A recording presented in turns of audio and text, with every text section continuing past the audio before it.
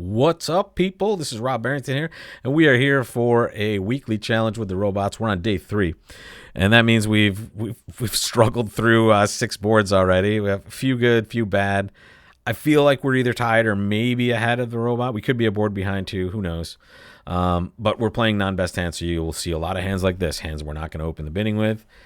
Here we just get to make a nice response. 4+ spades, 6+ points. Ooh, 3 hearts past 3 spades. Interesting. What the heck are you doing over here? Well, we're certainly going to let them sit there and see what they're doing. And now it goes 4 hearts. So right-hand opponent has shown just some sort of hand that wants to explore. It looks like they maybe were exploring 3 no trump here, and then partner confirmed that they wanted to play 4 hearts. So we're going to pass for sure. And now partner gets the lead to this. And let's take a moment. When we see an auction like this, we've had a lot of information get exchanged. So let's remind you of the auction first and notice that partner opened 1 club in third chair. It went double, 1 spade, and then 3 hearts, which shows like an invitational hand, right? And then passed 3 spades, 4 hearts. So dummy has 14 high card points. We have 8, right? So let's put this on the board here. 14 and 8. That's 22 points. And our partner opened the bidding in third chair, but let's just give them 12, kind of their bare minimum usually. So that's 10, 20, 34. Doesn't make a lot of sense for this player to have 11 points, right? So can this be right? Well, what's going on here? When it's 14, 8, and our partner is likely to have 12, not necessarily likely, I guess. Maybe they have 11. But even with 11, 19, 25... Sorry, 11, 19. Let's add, Rob. 33. It still means this player only has 7 points, right? So what's precipitating this 3-heart bid? A lot of shape is precipitating this 3-heart bid. So that's what we should know. Here, we don't love clubs, right? But we aren't going to be upset if partner cashes both of their honors. And there's 7 points from partner. There's 10 points from partner. And another 2 in the mix there, by the way. So that means that partner had... Oh, no, sorry. They didn't... What's up with partner and their kings? They're just smacking down the king without any honor behind it. It's like a new thing for them. I don't know, I don't know if I could call that an upgrade. It's a downgrade, really. But we nipped at a trick already, so we're in good shape. And they just had a heck of a lot of diamonds over here. Whoa, don't do that. Not that it's going to matter, folks. They're roughing it, but let's not have a misclick when we have the confirmed card coming down on us. All right, it looked like partner had an 11 count. Lefty did have a hand we should expect, right? So this is a good lesson for you. When you add up the points and they're not making sense, and when you have kind of a trustworthy partner over there, you know you're getting some sort of shapely hand on this side, and as it turns out, they just have a bucket load of diamonds. And partner, once again, what is going on with the robot in this tournament? Like, this is not, folks, I'm glad you get to see this go wrong, right? This lead is terrible. And I'm going to get to it. There it is. What's going on? No. It might look like a diamond is right because diamonds are small in the dummy. But this is very likely what's happening, to be honest. Now, I know partner is probably thinking, and here's what the robot's doing. I know this is what the robot's doing. They're saying, well, I bet you West has that king of hearts, right? So partner is likely to have a card in diamonds. Or maybe I bet you Lefty has king queen of hearts, and that means partner has some points in diamonds. So I understand what they're doing, but it's just such a dangerous lead. And it's not necessarily at this point. You happen to know East is going to get 2 spade tricks, but that's all necessarily. They're not going to take more than that. So here it seems odd, folks. And not only they did that here, and where did they do it again? Did they do that here? No. They led king from King Doubleton another time. Yeah, it was here. King of Hearts. There it is. Board. It's like a new thing for the robot. Hey, let's just lead our King Doubletons. Historically, a terrible choice, folks, unless your partners bid the suit or something like that. Okay, get back to business here. Board 8. 1 diamond, 2 clubs, double.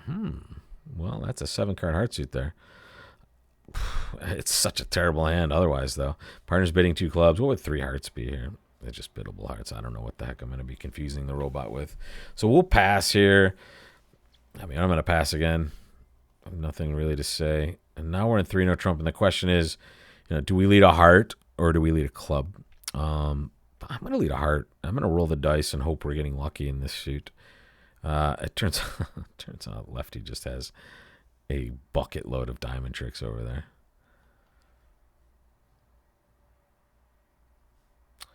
But they do have some cards at the end they're going to have to deal with, right? They do have the ace of hearts. We know that, right? We can take that to the bank. They pitched a heart at 7, 8, 9, 10, 11. So there are 2 hearts left out there. Notice a lot of people play in these situations on defense, and first of all, you have to recognize we're almost never getting in again unless the declare has 2 hearts and they lead one to us, right? So our hand is basically worthless. You cannot fear throwing away your length. So many people are like, well, if I got in, I was going to be able to take all these tricks. No, you weren't. Sorry, right? They're never going to let you take 7 heart tricks, right? So it's okay to throw away 1 or 2 or even more of them just to kind of protect the suit. And that's all we did here. This is great. We protected our suit, right? We protected the jack small of hearts from the ace, right? And that's what we needed to do there. We did not need to take more hearts. We were never going to, right? We were never going to get in and go, oh, I'm going to take my 6 hearts. No, come on.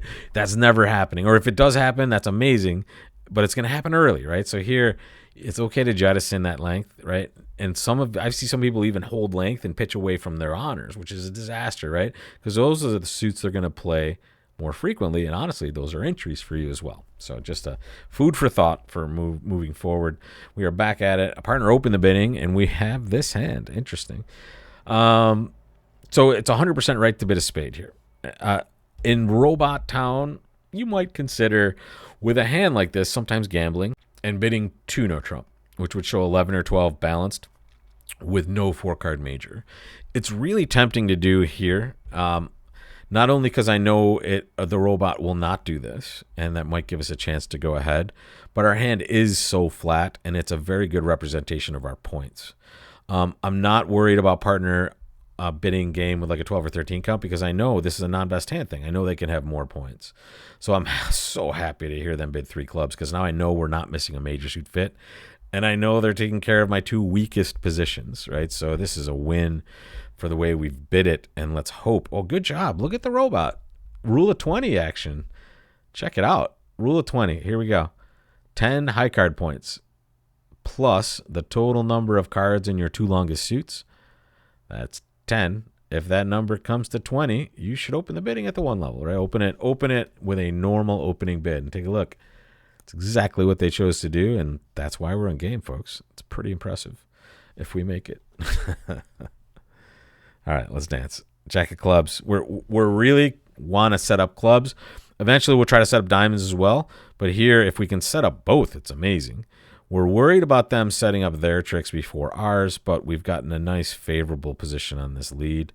And now the question is, should we set up diamonds or should we just play some clubs here? I mean, I'm going to play some clubs here. I'm hoping that the queen was to my left. It was. Okay, very nice. Now we can mess around a little bit. Maybe. What do we have? Here's what we always want to do. We want to keep track of where we are and where we need to get to, right? So we have 3 winners in the bank.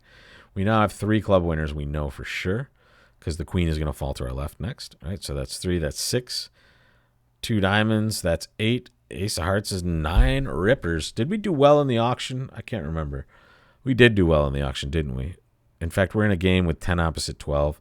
So here, you do not want to risk your contract to try to take extra tricks if you believe you're in a contract that is unlikely to be duplicated. So let's think about the way this auction is going to go. It's going to go a diamond if we do normally. A diamond, a spade, 2 clubs, 2 no. What's North do? Do they bid 3 clubs? And then does this hand correct to 3 diamonds, or do they get to play 3 no also? If they get to play 3 no also, now we have a little bit of business to do here. So if we play a diamond and left-hand opponent plays like a high card, we could duck it, and then I think we're safe. I think the 8 of spades is going to develop into a trick at this point.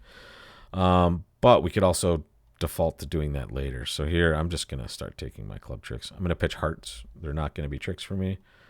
There's the 5 of spades to my right. Okay, so that means, what do we have? We had 4 in our hand. Dummy had 1, correct? Right? Yes. Yes? Or did dummy only have a stiff heart and 2 spades? I'm such an idiot. 5 clubs. They had 2 spades. Yeah, they had 2 spades. Unless we pitched a heart on that last, on the second spade. 9. Okay. So now 6, 7, 8, 9.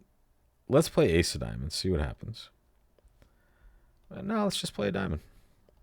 All right. If they don't have a spade to cash, okay. Well, it didn't matter. The diamonds did not break well for us, so we were not going to do well on this hand anyway. We'll take our 9 tricks and run. That's a false card there, as you can see.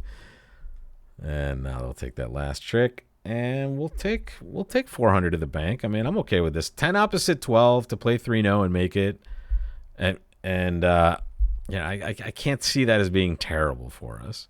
Were there more tricks to be had? Could we have done something from that spot? And notice, folks, once again, just for those of you that asked, some of you asked this, and where am I in the bridge base universe? I'm on the history screen.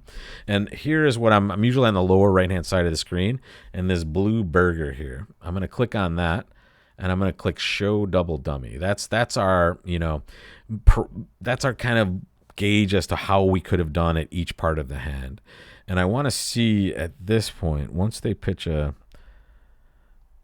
once we figure clubs out, we have no way to take extra tricks, I don't think.